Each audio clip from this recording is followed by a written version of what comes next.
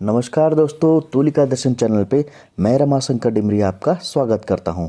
और आज के अंक में हम लाए हैं कलाकारों और उनके प्रचलित नामों के बारे में, या आप उनको उपाधि भी कह सकते हैं। तो आज के इस अंक में देखते हैं कलाकार और उनके प्रचलित नामों या उपाधियों को। राजा रवि वर्मा। राजा रवि वर्मा भारत के एक प्रतिष्ठित कलाकार थे जिन्होंने यूरोपियन शैली को अपनाया था सबसे पहले, और इन्हें कैलेंडर आर्टिस्ट भी कहते हैं और चित्रकारों का राजकुमार भी कहते हैं। नंदलाल बोस। नंदलाल बोस बंगाल शैली के ही कलाकार थे जिन्हें मास्टर मोशाय, बाबू मोशाय और शिव सिद्धि चित्रकार कहा जाता था। नंदलाल बोस ने ही हरिपुरा कांग्रेस अधिवेशन के पंडालों को सजाने का कार्य किया था। परमानंद चोयल। परमानंद चोयल जो हैं राजस्थान के कलाकार थे और इन्होंने भैंसों के ऊपर बहुत ज़्यादा चित्र बनाए थे, तो इन्हें भैंसों का चितेरा भी कहा जाने लगा। असित कुमार हल्दर। असित कुमार हल्दर का जन्म 1890 में कलकत्ता में हुआ था और इन्होंने बाघ और जोगीमारा गुहाओं की अनुकृतियाँ भी बनाई थी।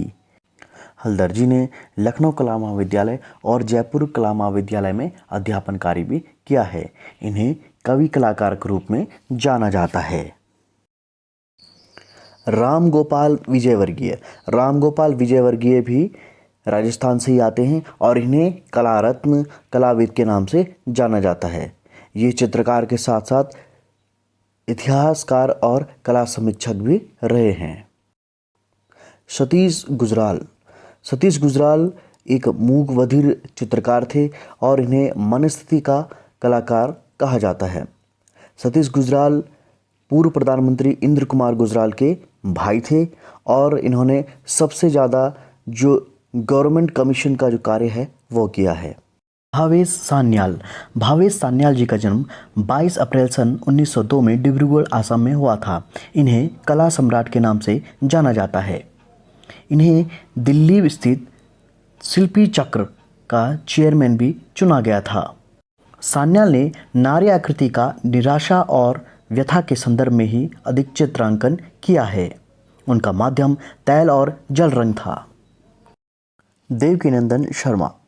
देवकीनंदन शर्मा का जन्म 17 अप्रैल 1970 को अलवर में हुआ था। इन्होंने महाराजा स्कूल ऑफ आर्ट जयपुर से कला का डिप्लोमा प्राप्त किया था। पक्षी अंकन आपका प्रिय विषय है और मयूर की आकृति को लेकर जितनी विविधता से इन्होंने चित्रण किया उसकी संपूर्ण विश्व में तुलना नहीं हो सकती। इसी कारण इन्हें मोरों का चितेरा और भाई साहब के नाम से भी जाना जाता है। के वेंकटप्पा। के वेंकटप्पा का जन्म 1887 में हुआ था। इन्होंने प्रारंभिक शिक्षा मैसूर कला विद्यालय से प्राप्त की थी। 1910 में अजंता की भित्ति चित्रों की अनुकृतियों तैयार करने में लेडी हेरिंगम के दल में के वेंकटप्पा जी भी थे। के वेंकटप्पा को बंगाल का मंसूर कहा जाता है। मोलाराम। मोलाराम गढ़वाल शैली के प्रसिद्ध चित्रकार थे। बैरिस्टर मुकुंदी लाल ने सर्वप्रथम इनके चित्रों को प्रकाश में लाए थे। मोलाराम ब्रजभाषा में भी कविताएं लिखते थे। इन्हें नेता चित्रकार की उपाधि प्रदान की गई है। रामकिंकर बैच। रामकिंकर बैच एक प्रसिद्ध मूर्तिकार थे।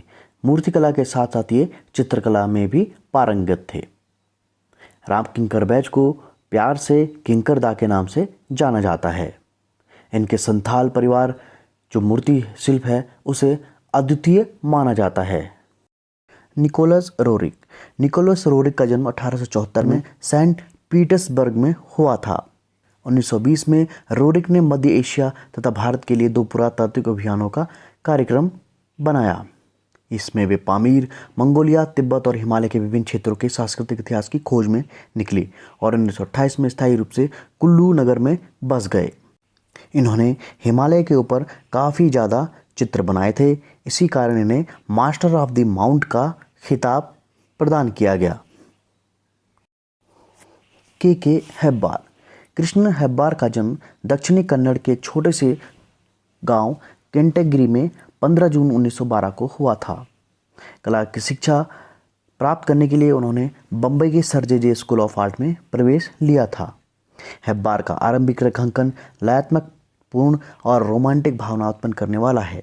इसी कारण इन्हें रेखात्मक चित्रकार कहा जाता है। अब्दुल रहमान चुगताई। अब्दुल रहमान चुगताई का जन्म 1897 में हुआ था। सर्वप्रथम उन्होंने गालिब की गज़लों पर आधारित चित्र संग्रह तैयार किए थे। अब्दुल रहमान चुगताई को रंगों का सम्राट के नाम से जाना जाता है। स्वतंत्रता के पश्चात ये पाकिस्तान चले गए और वहीं पर इनकी मृत्यु हुई। अवनींद्रनाथ टैगोर। अवनींद्रनाथ टैगोर का जन्म जोड़ासांको में 1871 में हुआ था। इन्हें शिल्प गुरु, कला गुरु, मुगल सिद्ध कलाकार कहा जाता है। भारत में वास्तु तकनीक का आरंभ इनके द्वारा ही किया गया। इनके कार्यों को कला जगत में नहीं भुलाया जा सकता। इन्होंने भारतीय चित्रण शैलियों को आगे लाने का प्रमुख कार्य किया। इन्होंने बंगाल स्कूल में भारतीय शैलियों को स्थान दिलवाया। रविंद्रनाथ टैगोर। रविंद्रनाथ टैगोर का जन्म 7 मार्च 1861 में कलकत्ता में एक संभ्रांत ठाकुर परिवार में हुआ था। रविंद्रनाथ टैगोर को गुरुदेव और रचनात्मक चित्रकार के नाम से भी जाना जाता है। 1913 में उन्हें गीतांजलि पर नोबेल पुरस्कार मिला था। 1930 में उनके चित्रों की प्रथम प्रदर्शनी पेरिस में आयोजित की गई थी। गगनेंद्र नाथ ठाकुर। इनका जन्म 1867 में कलकत्ता में हुआ था और रविंद्रनाथ टैगोर इनके चाचा लगते थे। इन्हें प्रयोगात्मक चित्रकार, बंगाल का व्यंग चित्रकार के नाम से भी जाना जाता है। 1922 में डॉक्टर स्टेला कैम्ब्रिज ने सर्वप्रथम उन्हें एक भारतीय घनवादी चित्रकार कहा था। यामिनी राय। यामिनी राय जिनका जन्म 1887 में बांकुड़ा जिले में हुआ था और इनके पिता जमींदार थे। खिलौने, गुड़िया, पूजा की मूर्तियां तथा पटचित्र बनाने वाले कुम्हार, बुनकर, बढ़ई तथा पटवों की प्रति यामिनी राय को आकर्षण बचपन से ही था। यामिनी राय को भारत का पिकासो, भारतीय कला का पैगंबर के नाम से भी जाना जाता है। छितेंद्रनाथ मजूमदार। छितेंद्रनाथ मजूमदार का जन्म 1891 में हुआ था और यह बंगाल स्कूल से ही आते हैं। इन्हें वैष्णव चित्रकार, भावों का सम्राट और चैतन्य सिद्ध कलाकार तथा संत कलाकार कहा जाता है। मकबूल फिदा हुसैन, जिन्हें हम M.F. हुसैन के नाम से जानते हैं, जिन्हें भारत का पिकासो और घोड़ों का चितेरा भी कहा जाता है। शुरुआती दौर में इन्होंने फिल्मों के पोस्टर और फर्नीचर डिज़ाइन का कार्य भी किया। यह पैक ग्रुप के संस्थापक सदस्यों में भी रहे हैं। इनके विवादित चित्रों के कारण इन्हें देश छोड़कर जाना पड़ा। दत्तात्रेय दामोदर देवलालीकर जी। देवलालीकर जी का जन्म 1894 में हुआ था और ये स्कूल ऑफ आर्ट इंदौर में कला शिक्षक के पद पर थे। इन्हें प्यार से दत्तू भैया के नाम से जाना जाता है। भूपेन खक्कर। भूपेन खक्कर, इन्हें आधुनिक भारतीय कलाकार कहा जाता है। भूपेन खक्कर उस समय विवादों के घेरे में आ गए थे जब इनके समलैंगिक चित्र प्रदर्शित हुए थे। गोपाल घोष। गोपाल घोष का जन्म बंगाल में हुआ था और इन्हें कलकत्ता का बहिमीनियन कहा जाता है। इन्होंने अपनी शैली में यूरोपीय शैली को भी शामिल किया था। सैयद हैदर रजा का जन्म मध्य प्रदेश के बवरिया नामक स्थान पर 1922 में हुआ था। इन्हें रंगवादी चित्रकार के नाम से जाना जाता है। रजा को 1978 में मध्य प्रदेश सरकार ने पुरस्कृत किया था। 1981 में उन्हें पद्मश्री से विभूषित किया गया। रजा ने फ्रांस में ही रहने का विचार किया और 1959 में एक फ्रांसीसी महिला कलाकार जॉनिन मौजिला से विवाह कर लिया। K.H. आरा, जिन्हें प्यार से किशन के नाम से भी जाना जाता है।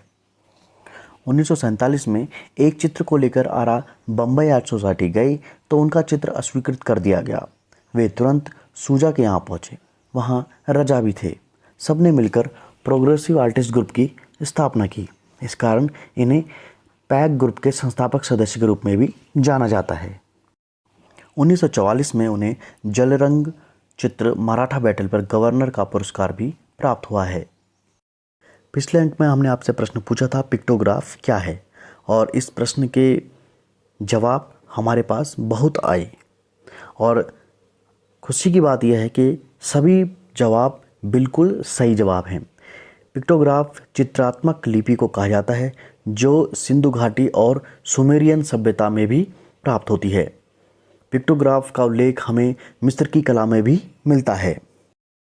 और सबसे पहले सही जवाब दिया है पूजा खटे देहरादून, पूजा करणवाल रुड़की, दिलीप सिंह उधम सिंह नगर, बनीता ढोंडल हरिद्वार, प्रियंका चौहान उत्तरकाशी, स्वाति रावत कोटद्वार, शुभम गोसाई उत्तरकाशी, नितिन सैनी रुड़की, आदित्य नौटियाल टिहरी गढ़वाल, गौरव नौटियाल देहरादून, वीर बहादुर यादव मऊ, मीनाक्षी मेहरा देहरादून, नीतू शाक्या, धर्मेंद्र कुमार हरिद्वार, शांति तिवारी इलाहाबाद, प्रियंका बोरा मिर्थी, विनोद चौहान उत्तरकाशी, महिमा द्विवेदी चंदौली, शगुफ्ता खानम मेरठ, प्रदीप गुर्जर हरिद्वार, राहुल चौधरी रुड़की, जगदीश रावत देहरादून, दिव्यांशी देवली रुद्रप्रयाग, अरुण पांडे गोरखपुर, रचना बागची बरेली, नीतू नेगी गोपेश्वर, नेहा बिष्ट पौड़ी गढ़वाल, मंजूषा यादव इलाहाबाद।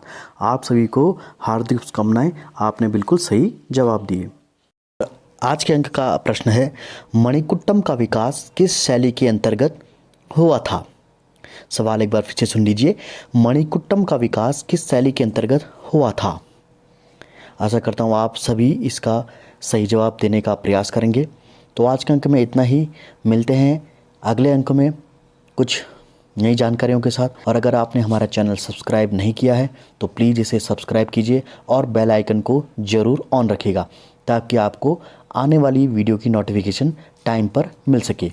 अगर अब वीडियो अच्छा लगता है आपको तो इसे ज़रूर अपने फ्रेंड सर्कल में शेयर कीजिएगा। तब तक के लिए दीजिए मुझे इजाज़त। नमस्कार।